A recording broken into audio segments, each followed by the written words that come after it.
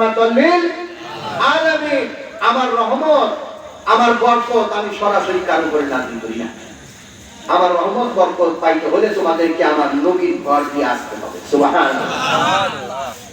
কেউ যদি জ্ঞানী হইতে চায় তাহলে আমার কাছে আসতে হবে, আমার দরজা দিয়া, আমার মাওলা আলীর দরজা দিয়া।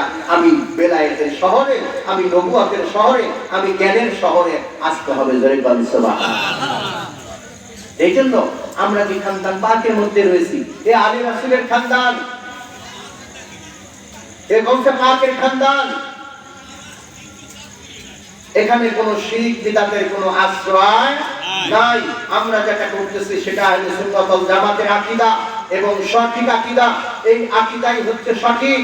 আর যারা ওলি বিশ্বাস করে না, যারা আউলিয়া বিশ্বাস করে না, যারা মাজার বিশ্বাস করে না, তারা হচ্ছে ভণ্ড, তারা হচ্ছে এজিদি মুসলমান, তারা হচ্ছে সেই মুনাফিকের বংশ, যারা রাসূলকে মানে নাই, যারা রাসূলের সাথে গাদ্দারি করেছে, রাসূলের সাথে দুশমনি করেছে, ওলিদের সাথে দুশমনি করেছে, কিয়ামত পর্যন্ত করতে থাকবে। আজও দেখেন বাংলার জমিনে ওলি আউলিয়াদের শান্তি নাই, ওলি আউলিয়াদের শান্তি নাই। তারা রাত্রি যাপন করে শুধু সাধারণ মানুষের সঠিক রাস্তায় আনার জন্য, সারা রাত আল্লাহর ধ্যান খেয়ালে মশগুল থাকে।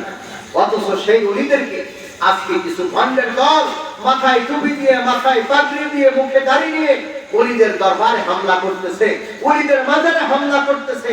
যে সমস্ত মুসলমানের জাতি কলঙ্কের জাতি, এই সমস্ত মানুষ যারা আজকে ওলিদের দরবারে হামলা করে, যারা মাজার শরীফে হামলা করে, এরা কখনো কোনোদিন মুসলমান হতে পারে না। এরা মুসলমান হতে পারে না, এরা মুসলমান নামে কলঙ্ক।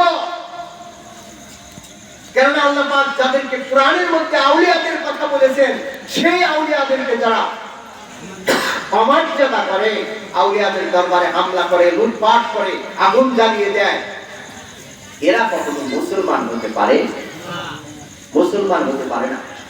ধিক্কার জানাই এদেরকে যারা ওলিদের দরবারে আগুন দেয়। অগ্নি সংযোগ করা, ওলিদের দরবারে আগুন দেওয়া, এটা কার স্বভাব বলেন তো? এটা ইহুদিদের স্বভাব। কারবালার বন্দরে ৬১ হিজরিতে আমার মাওলা হুসাইনের তাবুর মধ্যে এজিদের দলের আগুন দিয়েছিল, লুটপাট করেছিল। কথা বলে ঠিক কিনা? এজিদের দলের আগুন দিয়েছিল, আমার মা ফাতেমার ঘরে আগুন দিয়েছিল। এজিদের দলেরা মাওলা হুসাইনের তাবুতে আগুন দিয়ে মা সাকিনার কানের দুল লুটপাট করে নিয়ে যায়, তাদের পোশাক আদি লুটপাট করে নিয়ে যায়। এই লুটপাট করা স্বভাব, আগুন দেওয়া স্বভাব, এটা এজিদি বংশের স্বভাব। এটা কোনো মুসলমানের স্বভাব হতে পারে না। আজকে যারা বাংলার জমিনে যারা মাজারে হামলা করতেছে, যারা মাজারে আগুন দিচ্ছে, এটা কোনো সঠিক আকীদার মুসলমান হতে পারে না। নিঃসন্দেহে আমরা বুঝতে পারি, আমরা জানতে পারি যে এটা সেই গুনাহগারের এজিদি বংশের সেই মুনাফিকের দল। কথা বলেন ঠিক কিনা? এর জন্য আপনারা যতই মাথায় টুপি দেন, যতই দাড়ি রাখেন, আর যতই সুন্নতের কথা বলেন, যতই ইসলামের কথা বলেন, আমরা বিশ্বাস করি না যে আপনারা আহলে সুন্নাত ওয়াল জামাতের নবীর আকীদার তরিকার মানুষ। নবীর আকীদার তরিকার মানুষ কখনো অগ্নি সংযোগ করতে পারে না। নবীর আকীদার তরিকার মানুষ কখনো ওলির দরবারে হামলা করতে পারে না, হামলা করতে পারে না। আমরা কয়েকদিন আগে দেখেছি গোলন্দ রাজবাড়িতে নুরা পাগলা নামে একটা লোক আপনার মাজার থেকে তুলে তাকে লাঠি দিয়ে আঘাত করতে করতে রাজপথের মধ্যে আগুন দিয়ে তাকে পোড়ানো হয়েছে। কথা বলে ঠিক কিনা? এটা কোন মুসলমানের কাজ হতে পারে না। পৃথিবীর ইতিহাসে আজ পর্যন্ত কোন মুসলমান হয়ে আরেক মুসলমানকে এভাবে কোনদিন পোড়ায় নাই। ইতিহাসের সাক্ষী একমাত্র একজনকে পোড়াইছিল, সেটা হলো মনসুর আল্লাহ। শরীয়তের কাজী সে আনাল হক দাবি করেছিল, নিজেকে হক দাবি করার কারণে ১০১ জন সরার কাজী মিলে তাকে পুরাইয়াছিল। তারপরেও তো সেই ছাই হক হক করেছিল যে আমি হক, আমি হক। আর এই বাংলার জমিনে ২০২৫ সালে নাফরমানের দলেরা, বেনির দলেরা, এজিদের দলেরা মুসলমান নামে কলঙ্ক, যে এই নুরা পাগলা নামে একটা লোক, তাকে কবর থেকে তুলে লাশ রাজপথে দাঁড়িয়ে মাথায় টুপি দিয়ে, পেট্রোল দিয়ে, আগুন দিয়ে জ্বালিয়ে পুড়িয়ে দিয়ে ছাই করে দিয়েছে। এটা কখনো মুসলমানের কাজ হতে পারে? মুসলমানের কাজ হতে পারে না। নিঃসন্দেহেরা মুনাফিক, নিঃসন্দেহেরা ইয়াজিদের বংশ। এটা ঘৃণিত, এটা আমরা ঘৃণা জানাই, তীব্র নিন্দা জানাই যে এইরকম কাজ আজকে মুসলমান জাতির মধ্যে থেকে হচ্ছে।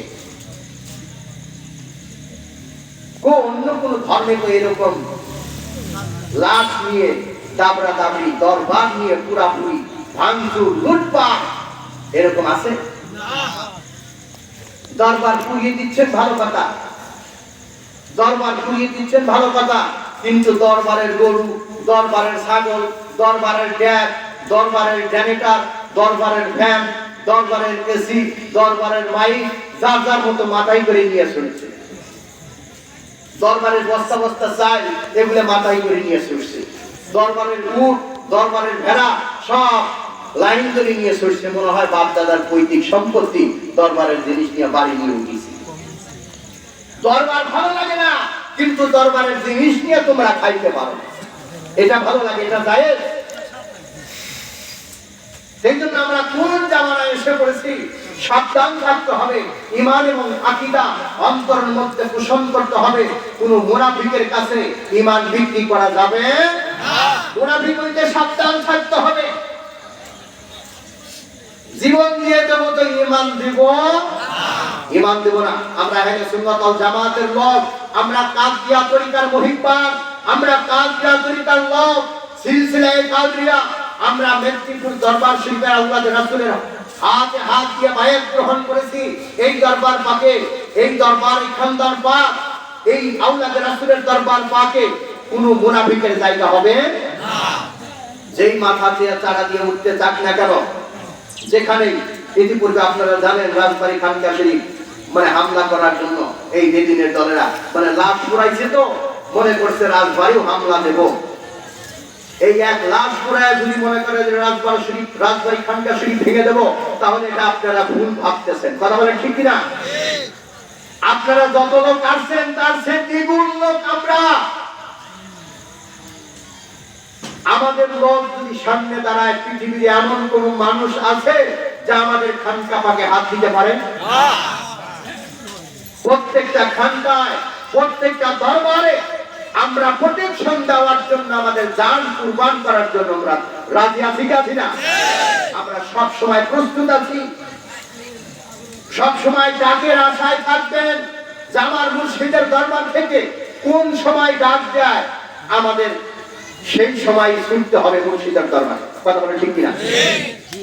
মাঠে আছেন, যদি ডাক যায় হে আঞ্জুমান কাদিয়ার মেদিনীপুর দরবার শরীফের লোকজন, আপনারা ছুটে চলেন, রাজবাড়ী খানকা শরীফে যেতে হবে।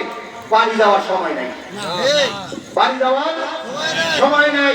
মাঠ থেকেই যাত্রা করতে হবে যে আমার মুর্শিদের দরবারে হামলা করেছে, ডাক দিয়েছে, আপনার দাঁড়ানোর সময় নাই, বাড়ি যাওয়ার সময় নাই, মাওলার দরবারে যাইতে হবে। কথা বলে ঠিক কিনা? এই জন্য প্রস্তুত থাকতে হবে।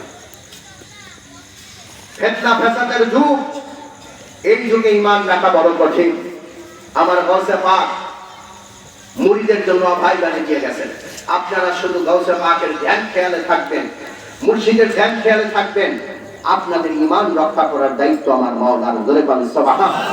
আল্লাহুম্মা সাল্লি